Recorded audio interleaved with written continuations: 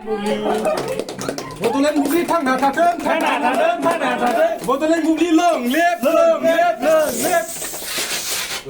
जय बोडोलैंड बुबले ने जय Bodoland bubbly थांना थानायनि जय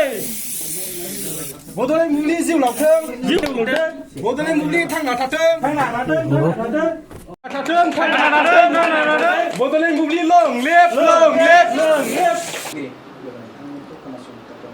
आरो नैबे समाव गावनि बेसेन गोसा समखौ होनो थाखाय खावलायो सिगाङावनो बड'लेण्ड बुब्लिनि मालिक चिफ एडिटर साब एडिटर आरो बेसेबां रिपर्टारफोर दङ गासैखौबो दिनैहाय आं सिगाङावनो कंग्रेचुलेसन होनो सानदों आरो लोगोसे एसामिसखौबो दिनै लन्च खालामबाय जोंना थाबैनो एसामिसखौबो नुनो हासिगोन मानो होनबा दिनैहाय बर'आ बड'लेण्ड रादाब आरो बड'लेण्ड बुब्लि बड'सा बेबायदि जाबोगासिनो दङ दिनैहाय जे प्रथम आं गिबिसिनावनो आं नुबाय बड'लेण्ड बुब्लिया एसामिसखौ दिनैहाय नायनो थाखाय लोगोसे आंखौ लिंहरनायनि थाखाय हामबाय होनदों आंनि जे आं गुसुं आं 2010आवहाय रिपर्टार हिसाबै आं जइन लादोंमोन बेनिफ्राय दा जुदि नायोबा आङो 12 बोसोराव फैबाय आं बेखौ आं गुसुङै एसे आंनि लाइफ स्टाइलखौ आं एसे बुंनानै नोंसोरबो बा जाय दिनैहाय सालायगासिनो दं जे एसे बबावबाफोर जे हेल्प जायो बा एसे बबावबाफोर नोंसोरनि खामानि मावलांनायावहाय देन मोजां एप्लाइ खालामलांनो हायो बेखौ आं गुसुं बुंनो सानदों आं बे शेयार खालामलायनो मोननायनि थाखाय आं मैया फन खालामदों बेनिफ्राय आं बुंदों गोबां जोंनि क'क्राझाराव मोजां रिपर्टारफोर दं बिसोरखौ लिंहरदो आरो दिनै एसे शिक्षानि प्रग्राम दं होननानै आं बुंदोंमोन अब्लाबो उनावहाय आं साननानै एसे लिंहरबायबा आंखौनो सेलेक्ट खालामबायबा आं फैनोसै होननानै खोथाखौ हरनानै बुंबाय दा आं गुसुं आं शेयार खालामनो साननाया बेनो आङो मास कमिउनिकेसन MA मास कमिउनिकेसन खालामदोंमोन पन्डिचेरी इउनिभार्सिटि सेन्ट्रेल इउनिभार्सिटियाव बे जाहैबाय चेन्नाइनिफ्राय 3 घन्टा आरो आङो बास गाखोनानै थांनांगौ सेन्ट्रेल इउनिभार्सिटि बिनि उनावहाय आं फरायनानै बोसोरनै फरायदों बेवहाय आं गोबां जोंनि भारतनि गुबुन गुबुन स्टेटनि मानसिफोरखौ आं लोगो मोन्दों बेनिफ्राय जेब्ला आं फरायबाय थादों बे समाव जोङो लाखिनो जोङो फार्स्ट बेचमोन मास कमिउनिकेसन आरो इलेक्ट्रनिक मिडिया बे सेन्ट्रेल इउनिभार्सिटि पन्डिचेरी सेन्ट्रेल इउनिभार्सिटियाव बिसोरो गोदानै माने इन्ट्रडिउस खालामदोंमोन बिनि उनाव आरो मोनसे लाखि जाबावदों आंनि थाखाय आदा प्रितम जोंनि क'क्राझारनि आदा प्रितम ब्रह्म चौधुरी होननाय सिनियर जार्नालिस्ट आरो उदालगुरिनि समरजित कसारी सार होननाय बिसोरो जे तेजपुर इउनिभार्सिटियाव बिसोर प्रथम मास कमिउनिकेसन खालामदोंमोन तेजपुर इउनिभार्सिटियावहाय बिसोर मास कमिउनिकेसन खालामखांना आदा प्रितमआ क'क्राझारनिफ्राय रिपर्टार जाबाय आरो समरजित कसारी होननाया उदालगुरिनिफ्राय बेबो रिपर्टार जादोंमोन बेनिफ्राय दिनैहाय बे पन्डिचेरी सेन्ट्रेल इउनिभार्सिटियाव जेब्ला जोंनि MA मास कमिउनिकेसन बेनिफ्राय इलेक्ट्रनिक मिडिया जों बयबो मिथिगौ मास कमिउनिकेसना मोनसे नोंनि बे रिपर्टार जानाय बा नोंनि लिरनाय बे एरियायाव गोग्लैयो बेनिफ्राय नों इलेक्ट्रनिक मिडिया होनबा बेबायदिनो केमेरा आरो कम्पिउटार लेब बेसेबां माबायो बे इलेक्ट्रनिक मिडियायाव गोग्लैयो बेनिफ्राय बिसोर एडभार्टाइज होबाय एडभार्टाइज होनानै दिनैहाय जेसेबां सेन्ट्रेल इउनिभार्सिटियानो होन मोनसे जोंहा जोंहानि DST खथा थायो बे समरजित कसारी होननाया सारा बियो एप्लाइ खालामबाय एप्लाइ खालामना बियो दा पन्डिचेरी इउनिभार्सिटियावनो लेक्सारार हिसाबै दङ जेब्ला आं मास कमिउनिकेसन खालामबाय थादोंमोन बे समावहाय आदा प्रितम चौधुरीया बियो पन्डिचेरी बा मोनसे टिम थांदोंमोन बे समावहाय आंखौहाय बियो समरजित कसारी सारा आंखौ बुंबाय बे आंनि लोगो आंजोंहाय फरायोमोन तेजपुर इउनिभार्सिटियाव बिसोरो प्रथम मास कमिउनिकेसन खालामनाय बेनिफ्राय आं जेब्ला जोबनानै फैयो 2010आव जोबनाय लोगो लोगो बेवहाय मोनसे निउज टाइम आसाम होननाय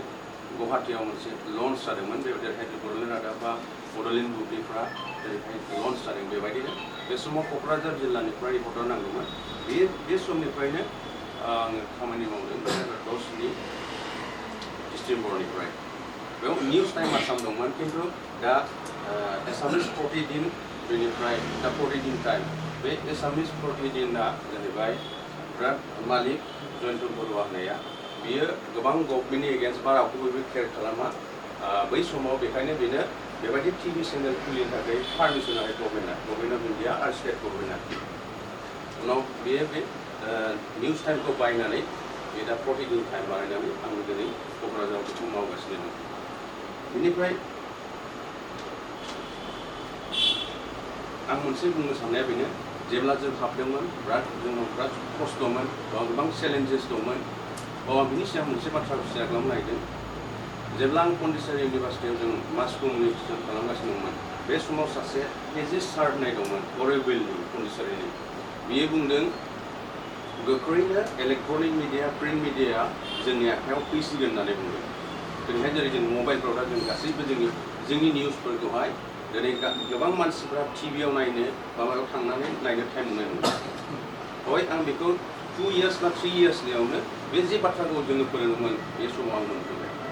दा जोंनि मबाइलफ्रावनो गासैबो निउस गासैबो जों मोनजोबसै बेखौ बेयो जों फोरोंखादोंमोन बेनिफ्राय जेब्ला जोंखौ फैबाय बा जोंनि बर' रिपर्टारफ्रा खममोन साफा सानैल' माने दिनैहाय जोंनि बर' हारिया मानि थाखाय दासिमबो जौगानो हायाखै बेनि जाहोना जाहैबाय जोंनि हारियावहाय रिपर्टार गैयिनि थाखायनो जादोंमोन गोबां रोखोमनि जोंहा नासयजायोमोन अब्लाबो दिनैहाय जों गोबां खस्थ'नि गेजेरजों साफा सानै बेबायदिनो क'क्राझार होन चिराङावथ' गैबावानोमोन बेफोरबायदि उदालगुरिफ्रावबो समन्जि सारमोन दंमोन बेनिफ्राय साफा सानै दंमोन बाक्सायावबो बिराद खममोन खिन्थु दिनैहाय जोंनि बड'लेण्ड रादाब होन बड'लेण्ड बुब्लि बड'सा बड'लेण्ड राइजिं दिनै बेफोर फैनानै जोंनि गोबां इउथ्स माने गोबां टेलेन्टेड दिनैहाय गोबां मानसिया दासिमबो फरायनो हायाखै न' डाउट खिन्थु अब्लाबो जोंनि मानसिफ्रा बा जोंनि जोहोलाव सिख्लाफ्रा बा इउथ्सफ्रा गावनि टेलेन्टफोरखौ दिनै जोंनि बर'जोंनो होन बा जोङो दिनैहाय एसामिस दिनैहाय बड'लेण्ड बुब्लिया दिनै एसामिसखौ लन्च खालामबाय दिनै निस्सय गुबुन हारिफ्राबो दा ससियेल मिडियानि जुग न' डाउट बेखायनो दिनैहाय बयखौबो मोजां मोनदों दिनैहाय मोजां सम लानानै जोङो सोलोंनो मोनदों आरो जोंनि हारिया दा दिनै लासै लासै जौगाबोनो हमदों दिनै जोंनि जि समस्याफोर दंमोन जोंहा जि उसुबिदा दंमोन दिनै जोंनि बर' चेनेलफोरजोंहाय जोंनि प्रब्लेमफोरखौ जोंनि उसुबिदाखौ जोङो रायजो राजाफोरनो मिथिनो आरो रायजो राजाफ्राबो दिनै मिथिदों जों जेब्ला नायो सेन्ट्रेलनि गभर्नमेन्टखौ बै समाव मदिनि समाव मिडियाफ्रानो बोखांनानै गभर्नमेन्टआव फैदों थिग बेबायदिनो दिनै रायजो राजाफ्रा जेब्ला जोंनि मिडियाफोरखौ नायगोन अब्लानो जोंनि मानसिफ्रा बुजिनो हायो दिनैहाय जोंनि बर' हटेलफ्रा दिनैहाय चेनेल जालांदों लासै लासै आसा खालामनो थाबैनो जागोन दिनै बयबो नों रायजो राजा जोंनि गामि गामि न'खर न'खर जों बयबो जोंनि मबाइलफ्राव दिनैहाय जोङो नुनो हायो बेखायनो बेनिफ्राय आं बुंनो सानबाय जों बयबो मिथिगौ 5W1H होननानै बुङो बेहाय जोंनि रिपर्टारफोरनि बा जार्नालिस्टफोरनि बे जेब्लायबो नों बेखौ एप्लाइ खालामनांगोन बेखौ जेब्ला नों पस्ट खालामगोन आं बेखौनो खावलायनो सानदों दिनैहाय आं बे सुबिदा होनायनि थाखाय जायफ्रा दिनैहाय न' डाउट नोङो प्रेक्टिकेल नोंनि लिरनाय होन नोंनि नाजानायजों नों गासैखौबो खालामनो हायो खिन्थु मोनसे डिप्ल'माफोर थालाङोबा मोजां आं बेखौ दिनै इडिटर बा चिफ इडिटरखौ आं खावलायनो गोसो नोंसिनि जेसेबां रिपर्टारफोर दं हायोब्ला करेसपन्डेन्टफोर 6 month बा 1 yearनि गोबां पस्ट थायो मिडियायावहाय जों बड'लेण्ड इउनिभार्सिटियाव गना गैया दाबो एसे खबर लानांगोन बेफोरखौ लाफालाङोबा माने गावनि थाखायबो मोजां जोङो प्रेक्टिकेलि रोंखायो अब्लाबो जोंहा जे डकुमेन्ट्सफोर थाफायोबा मोजां बेखायनो जोङो बयबो मिथिगौ 5Wआव हु होननानै बुङो बेनिफ्राय व्हाट बुङो when why where दिनैहाय मोनसे फाकस घटना जाबाय बबेबा एक्सिडेन्ट जाबाय बे माबोरै जाखो मानि थाखाय जाखो बबे जायगायाव जादोंमोन मानो जाखो वाइ बे जाखो आरो बबे जायगायाव बेफोर बायदिखौनो जोङो बेयाव मोनो दिनै जोंनि रिपर्टारफोरा होन बा एडिटरानो होन बे बुस्थुफोरखौहाय बयबो एप्लाइ खालामनांगौ जोंनि स्क्रिप्ट लिरनायावनो होन जोंनि प्रेजेन्टेसन होनायावनो होन बेनिफ्राय जोङो बे 1Hआनो जाहैबाय ओरैबायदि हाउ डिड इट हेपेन बे एक्सिडेन्टआ मानि थाखाय आं मोनसे एग्जाम्पल बे एक्सिडेन्टआ मानि थाखाय जाखो बे मार्डार जामारदों ना मा जादों बे गासैबो बेखायनो जों बेखौ आरो दिनैहाय जोङो मोजां रिपर्टार जानांगौ बा जों बयबो दिनैहाय सानै एवार्ड मोनबाय गोबां नाजानायनि जों गोबां खस्थ' खालामनायजों बिसोर ओरैनो मोनाखै आं खावलाय बयबो मोननांगौ जेरै जों आंनि एक्सपिरियेन्सखौ आं एसे बुंनो सानदों जोंनि 40 दिन टाइमनि चेनेलाव होयो जोंनि बेबायदिनो बय जाय बेस्ट जाय मोजां एक्सट्रा अर्डिनारि स्ट'रिफोर बानायो बे मानसिनोसो बे एवार्डखौ होनाय जायो नों हाजार निउसानो हर खिन्थु नोङो क्रिएटिभ आरो नों माबोरै प्रेजेन्टेसन खालामदों बेफोरखौ लानानैसो आरो बेवहाय नोंनि बिहेभियार नोंनि रायज्लायनाय नोंनि अफिसजों कमिउनिकेसन जानाय अफिसआ नों मा बुंहरदों बेफोरखौ नायनानै अफिसनि मानसिफ्रा सेलेक्ट खालामो दिनै जों गोबां 12 बोसोर जाबाय जों दासिमबो माने खनसेबो एवार्ड मोनाखै बा जों फरायनायाव हाजार जों बायदि रिपर्टार दं जेनेबा सिनियर दं डेस्कनिफ्राय लायो थिग बेबायदिनो बेखायनो जों मोजां सासे रिपर्टार जानोब्ला जोङो जेब्लायबो एकुरेसि जों थानांगोन जोंनि प्रेजेन्टेसनफ्रा साननांगौ बे सैथो नंगौना नङा बेखायनो जोङो जेब्लायबो जों कारेक्टखौ होनो नाजानांगोन आं सासे रिपर्टार दस्रा जेखि बानाया मानो जों साननांगौ आं साननांगोन आं आंनि दायथ' माने आंनो दायथ' होदों ससाइटिखौ आंनि समाजखौ मोजां खालामलांनो थाखाय आं बेखौ मोजां खालामथारनांगोन आंनि पलिसि हिसाबैहाय खालामनांगोन बेनिफ्राय इन्डिपेन्डेन्स जों जेब्लायबो रिपर्टारा गावनो साननानै बानायबाय थानांगोन बेनिफ्राय जों इम्पार्सियेलिटि जोङो दिनैहाय गोबां मानसिफ्रा समावहाय इम्पार्सियेलिटि माने बायास जायो बे बायासफोरखौहाय जोङो बे मोजां रिपर्टार जानोबा बायासफोरा एखे बेलेन्सआव दोननांगोन बेनिफ्राय जोङो दिनैहाय मानसि जोंनि ससाइटिनि थाखाय जों मावनांगौ बेनिफ्राय जों एकाउन्टेबिलिटि नोंनो आरो आंनो दायथ' होदों आं जुदि जाब जायोबा आंनि एकाउन्टेबिलिटि बे नोंनिनो एकाउन्टेबिलिटि जागोन बेखायनो जोङो सासे मोजां रिपर्टार जानोब्ला जोङो मोजां जोंनिया भार्बेल कमिउनिकेसना बिराद स्किल गोनां जानांगोन जोङो बेनिफ्राय जोंनि राइटिं बे लिरनायाव बिराद मोजां जोङो दिनैहाय बयबो सोरबा मिथिगौ जानो हागौ सोरबा मिथिया जानो इलेक्ट्रनिक मिडिया आरो प्रिन्ट मिडियाजों बिराद डिफारेन्ट आं मोनसे बुंनो सानदों जेब्ला आङो मास फन खालामदों मास्टारफोरा जोंखौहाय बुंदोंमोन जोंखौहाय जोंनि स्टुडेन्ट जों जेब्ला स्टुडेन्टमोन प्रथमावहाय मोजां रिपर्ट जानोबा मोजां जार्नालिस्ट जानोबा प्रिन्ट मिडियायाव हाबग्रोनांगौ बेवहाय नोङो लिरनायजोंहाय नोंहा जागोन इलेक्ट्रनिक मिडियाखौनो गोलाव लिरनाङा नोङो खालि बुजिहरनो बा माबानो नों फटाफट खालामनांगौ जायो नालाय बेखायनो प्रथमाव जोङो राइटिं स्किलाव बिराद रिपिं स्किलाव मोजां जानांगौ आरो जों अबजार्भेसन बे घटनाया माबोरै जामारदों सापज आं मोनसे एग्जाम्पल होनि बै समाव जोंहा बिराद क्रिटिकेल जोंहा सानै साथामल' रिपर्टारमोन बै समावहाय बेनिफ्राय नर्माल एनडिपिखौ इनफर्म खालामबाय दा हस्पिटालफ्राव लाबोबाय बै समाव आं मोनसे बाथ्रा खोन्थानि बै समाव आं बिराद मानसि गोथै गियोमोन आं रिपर्टार जानो हागोन ना हाया सानदोंमोन आं बोरै बिदि फरायखो बेनिफ्राय आङो मानसि गोथै नुबानो आङो बोरैबा एसे थानो हाया उन्दुनो हाया बिजायोमोन मोनाफ्राव समावहाय खिन्थु आं रिपर्टार जानाय लोगो लोगो बेफोरखौ खुनु माबा खालामनो हाया लासै आं मोनसे इन्सिडेन्ट खोन्थानि क'क्राझार सिभिल हस्पिटालावहाय दाना जोंहा रिपर्टार लोगोफ्रा आलादा मोनायाव एनडिपिखौ सासे गावथारदों इनकमप्लिट जाबाय दानि बेखौ भिजुवेल लानांगौ आं हारसिं थांनानै आं केमेरा खेबनांगौ बेफोरबायदिनो दा आङो खुनु बेबायदि माबाफोरखौहाय गोथैफोरखौहाय आं आवगाय बिराद गियोमोन आवगाय बे मोनसे आंनि एक्सपिरियेन्स बेखायनो नोङो जेब्लायबो अबजार्भेसन स्किल थानांगोन बे नों माबोरै जामारदों माबोरै जामाराखै बेनिफ्राय जोङो प्रब्लेम सल्भिं स्किल जेखि सिटुवेसनानो जाया मानो नों गावखौनो बे मोजां नंगौना नङा जाखो ना बे माबोरै जाखो बेबायदि साननानै नों माने नोंनाव समाव मालाबा एखे बिपदबो फैगोन बिपद फैबाबो नों मा होनांगोन बेखौ नों गावनो सल्भ खालामलांनांगोन बेबायदि स्किलबो थानांगोन बेनिफ्राय सासे मोजां जार्नालिस्ट जानोबा नोङो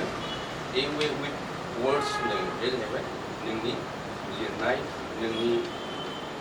एफेक्टिभ माने दस्रानिफ्राय नों दस्रासिन जानांगोन आरोखि ओमफ्राय जोंहा मोनसे साबजेक्टआव स्टाडि खालामोब्ला थ्रु नलेज थानांगोन सापज आं मोनसे निउस खालामबाय सासे मान लादो इन्जिनियार फरायदों बेखौनो बेहा थाखा फैसा गैयाबाबो बिराद खस्थ'नि गेजेरजों बा बिमा बिफायानो गैया बेफोरबायदि बिराद खस्थ'नि गेजेरजों जुदि आङो इन्जिनियारनि सायाव फरायनोबा नोंहा मोनसे नलेज थाखानांगोन आं बे इन्जिनियारा माबोरै इन्जिनियार पास जाबोगोन आरो बोरै साख्रि मोनलांखो बबाव मा खस्थ' जाबा बेहा नोंहा मोनसे फुल नलेज थाखानांगोन बेबायदि बेनिफ्राय जोंनि रिपर्टारफोरनि गेजेरावहाय बा आं नोंहा बयनिफ्राय बेस्ट जानांगौबा मा जानांगोन इनभेस्टिगेटिभ रिपर्टिं बा दिनैहाय बेबायदि मा होनो नोङो प्राइज मोननाय बा एवार्ड मोननाया नों दैलि प्रग्रामफोर दैलि जाखायो नों थांबाय मोनसे निउस कभारेज खालामबाय हरबाय नों मोनसे इभेन्ट जाबाय हरबाय खिन्थु नों सासे मोजां जार्नालिस्ट जानोबा मोजां ससाइटिनि रिपर्टार जानोबा नों इनभेस्टिगेटिभखौ नांगोन नोंनाव फुल मोजां डाटा थानांगोन बे सासे मार्डार जाबाय लायदों बबेबा सासे सिख्लाखौ बेखौ खिन्थु दाख्लैसो आं मोनसे बेखौ बयबो नायदों जानांगौ उदालगुरियावहाय सासे हिन्जावखौहाय बुथारदों बुथारनानै बेबो दैयाव फोजावहरबाय फोजावनानै मा जाखो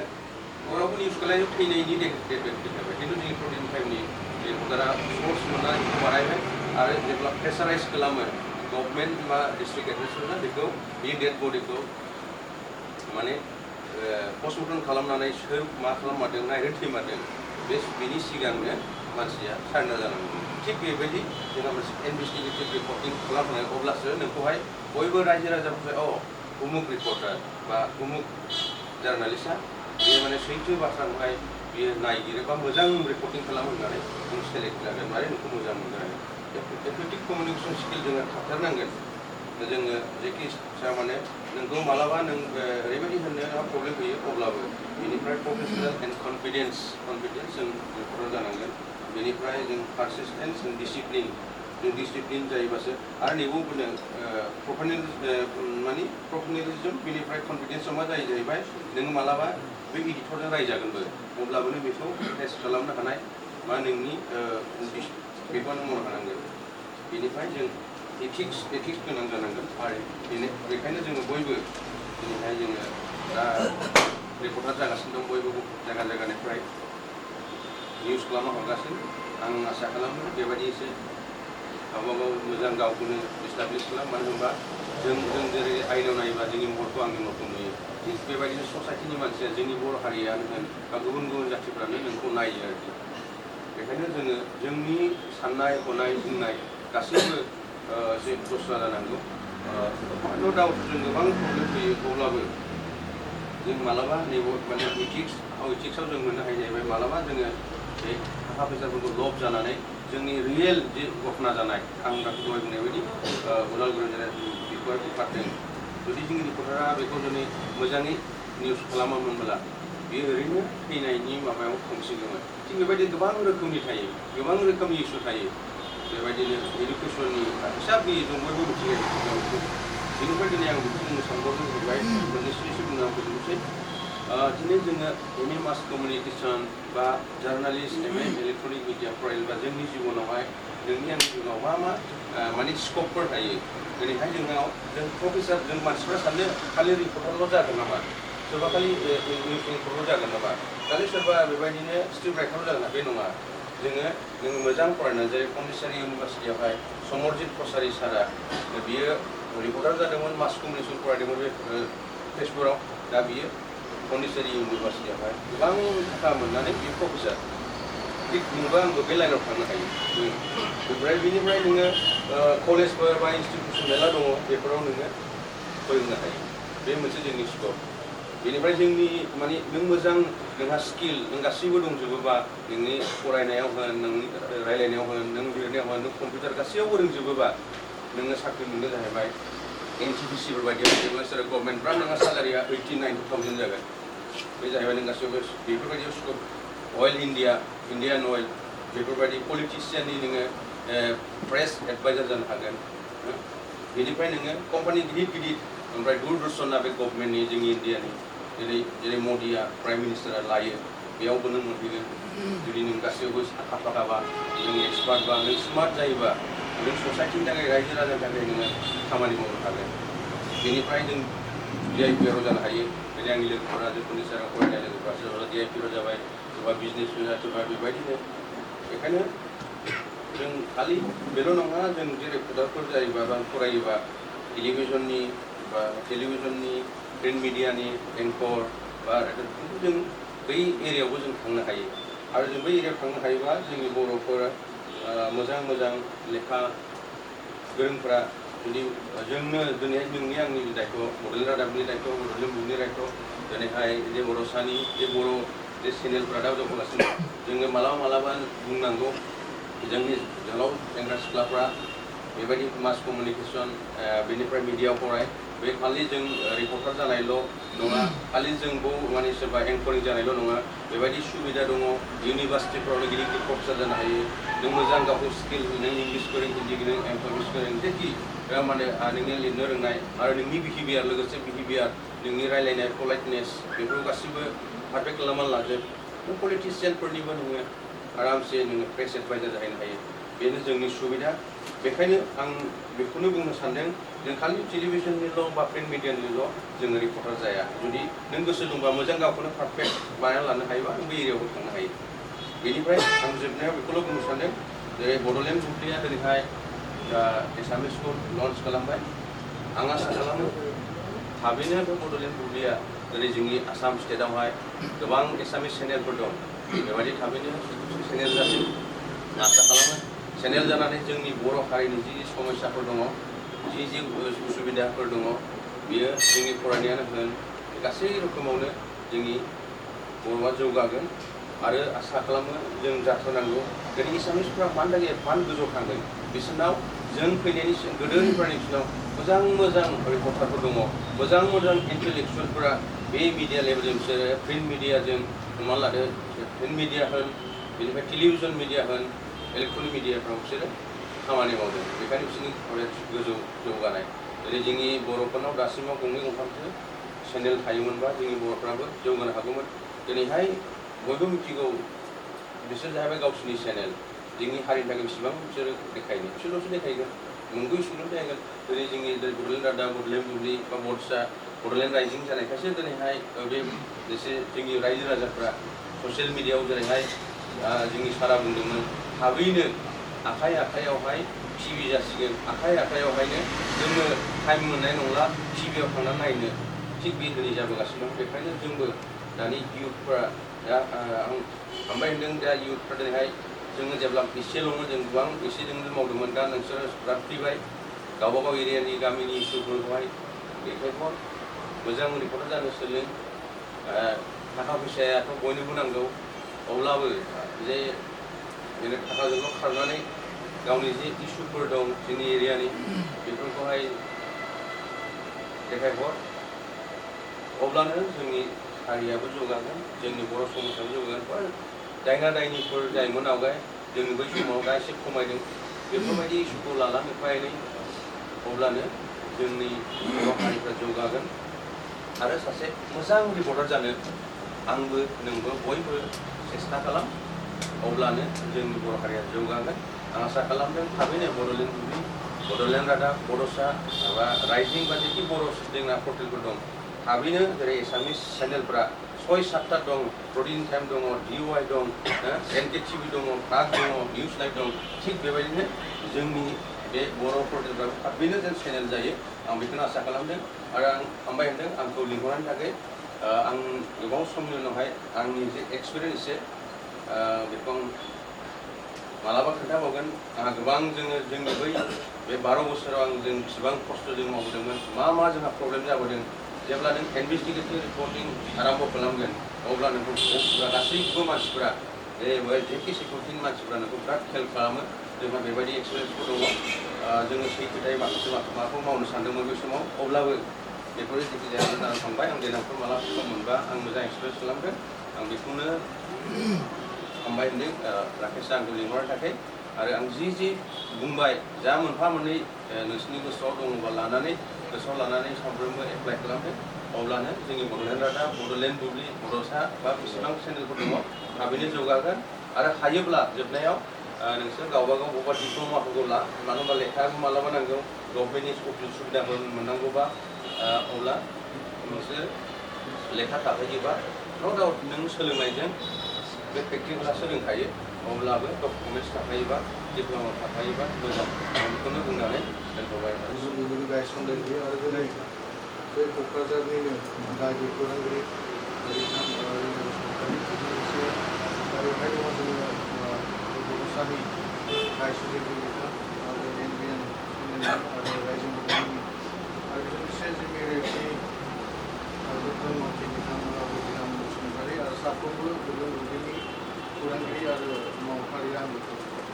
दिनैनि साना जोंनि बड'लेण्ड बुब्लिनि थाखाय मोनसे जारिमिनारि सान होननांगोन बिथांमोना जे फैयै फैयै 4 बोसोराव आगान सुरफैबाय आरो माबोरै सफैखो बेनि बिथिंखौ जानांगौ बिथांमोननि जारिमिनाव बेफोर बाथ्राखौ दंजोबो आरो बेनि सानखौ लानानै जोंनि बे बड'लेण्डनि गागि खौरांगिरि बिथां गाहाय आलासि मन्त्रि नुजाथिफैनाया दिनै जि बाथ्रा बुंथिबाय बेयो जोंनि थाखाय मोनसे सोलोंनो गोनां बाथ्रा जोंनि थाखाय मोजां बोसोन दिनैनि समाव आंबो सासे सोलोंसा बायदि सोलोंगासिनो दङ आरो बेबायदि बोसोना जोंनि थाखाय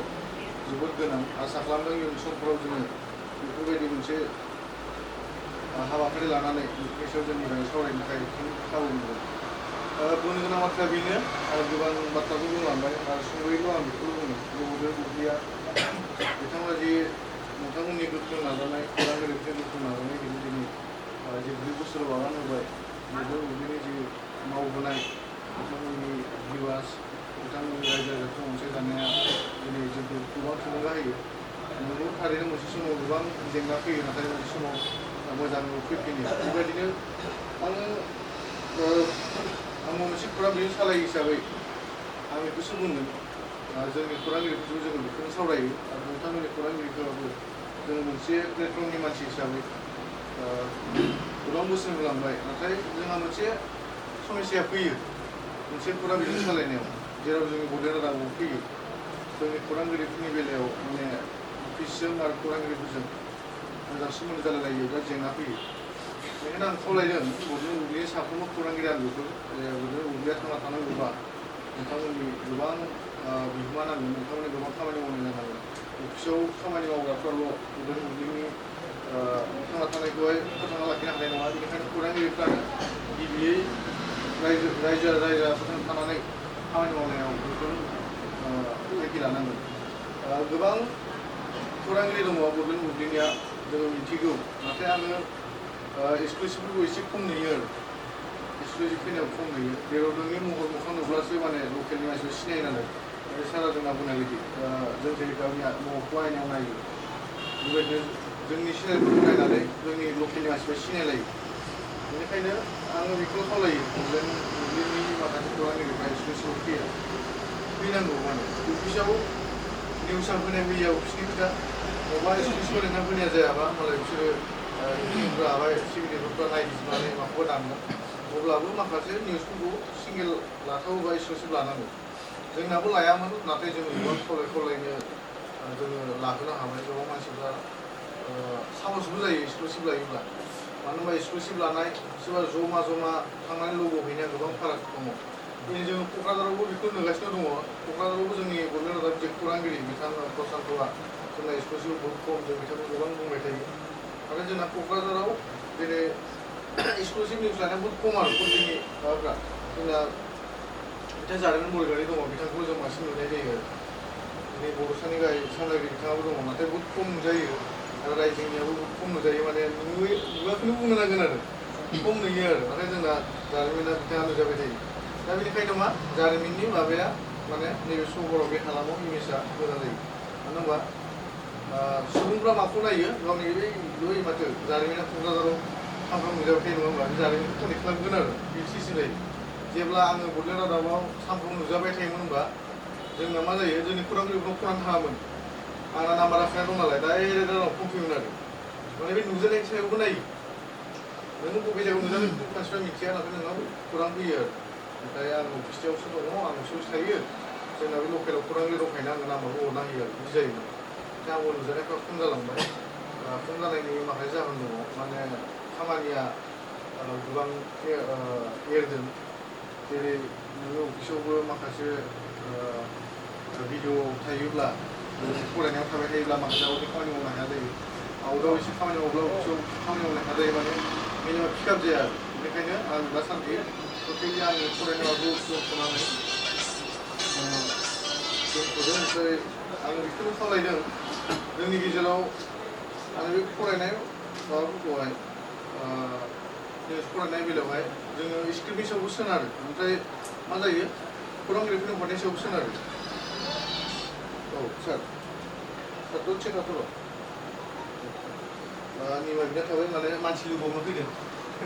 दा फनखौ हमाबाबो बिथाङा मानो हमाखै होननानै सोंफिननो हागौ बेनिखायनो आङो फनखौ हमनाय जाबाय बिदिनो आं बिनि सायाव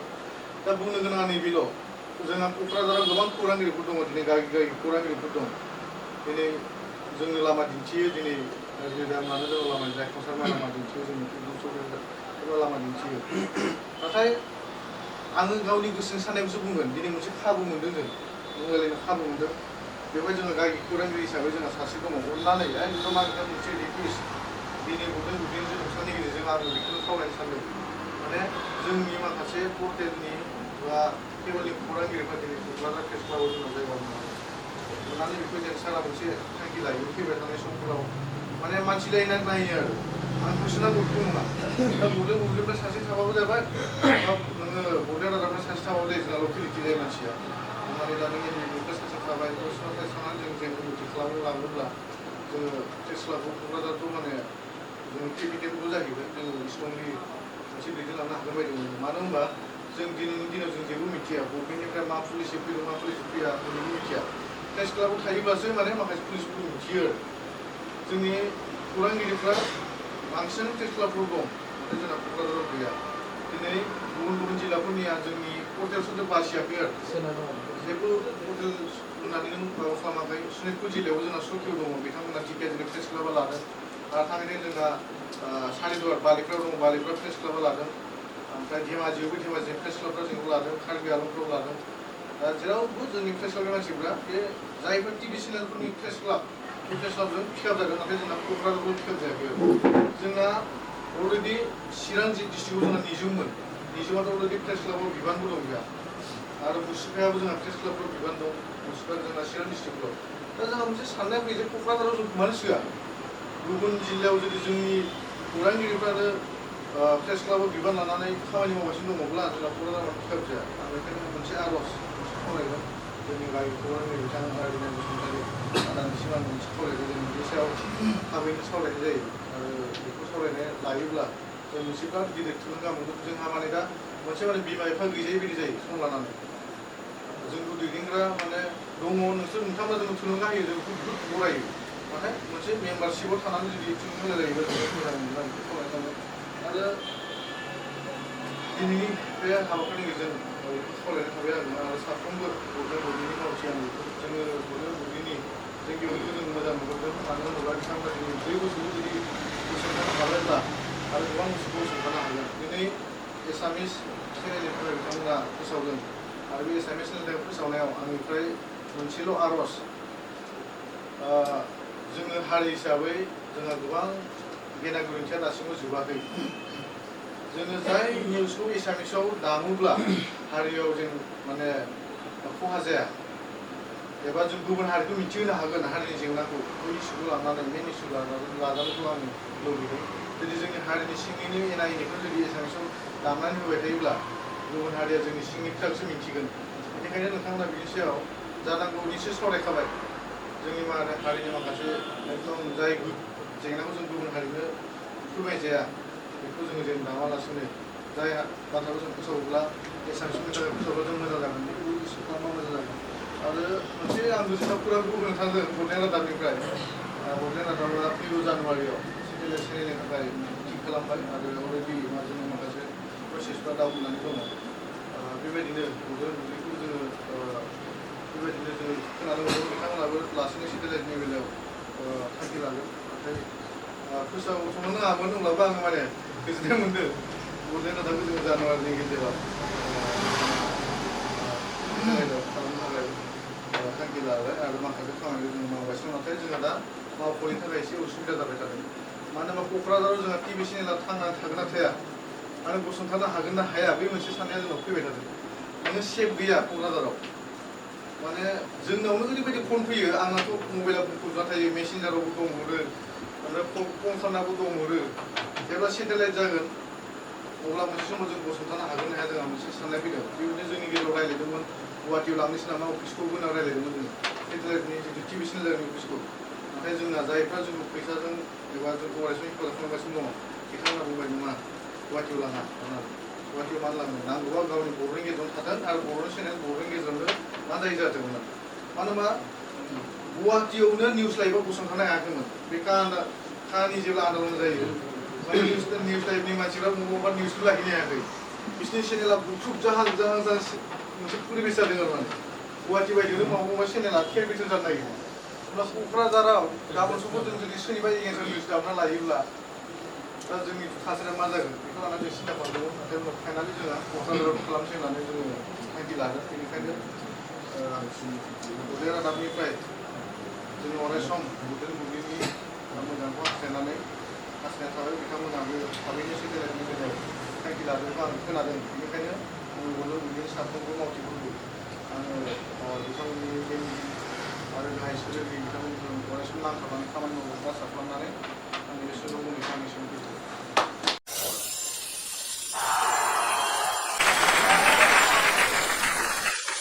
শ্ৰদ্ধাৰ কোকৰাঝাৰবাসী জনগণ ইয়াৰ দ্বাৰা কোকৰাঝাৰ পৌৰসভাৰ অন্তৰ্গত অঞ্চলত বসবাস কৰা জনগণলৈ এটা জৰুৰী ঘোষণা আগবঢ়োৱা হৈছে।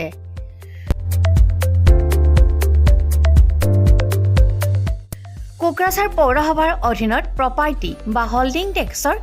সেল্ফ এছেছমেণ্ট আৰু ৰি এছেছমেণ্টৰ কাম পূৰ্ণ গতিত চলি আছে।